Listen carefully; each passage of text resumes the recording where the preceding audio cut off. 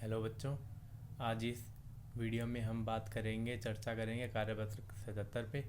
विषय आज का हिंदी, कक्षा है 10वीं। और जो ये कार्यपत्र है का वो 25 जनवरी का है। तो अपने पास आज का जो विषय है वह हिंदी है और उसमें अपने जो टॉपिक है वह है रस और वाच्य। उस पर अपनों को कुछ अभ्यास के लिए प्रश्न दिए हुए हैं। तो पहला प्रश्न है अपनों को, डैश को रसराज कहा जाता है।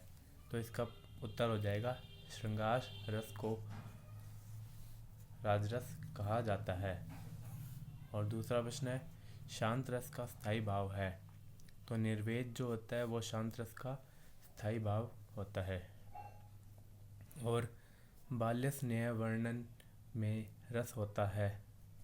तो इसका उत्तर हो जाएगा वात्सल्य रस, क्योंकि बाल स्नेह में वात्सल्य रस का ही प्रयोग किया जाता है।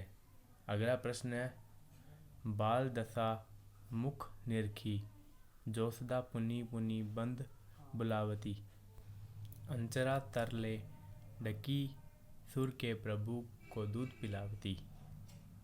तो इस वाक्य में भी बाल स्नेह का वर्णन हुआ है। तो यहाँ पर भी आ जाएगा वात्सल्य रस घ।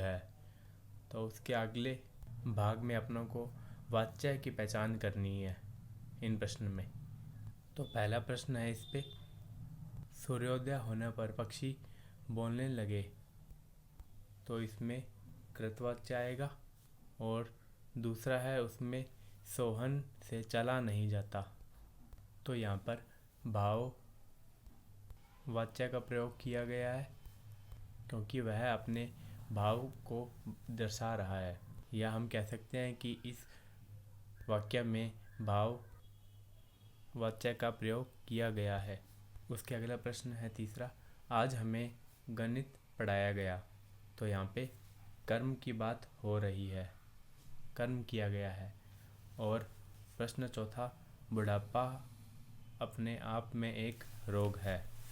तो यहाँ पे भी भाव की भाव का वर्णन हुआ है।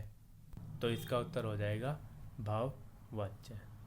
तो अपने सभी प्रश्न खत्म होते हैं। आपने रस और वाच्य पे प्रश्न कर लिए हैं। तो इसी के साथ ही अपना यह कार्यपत्रक 77 पूर्ण होता है। तो मिलते हैं अगली वीडियो में। और अगर आपको समझ आया हो तो ज़रूर लाइक करें, शेयर करें और चैनल को सब्सक्राइब करें। धन्यवाद।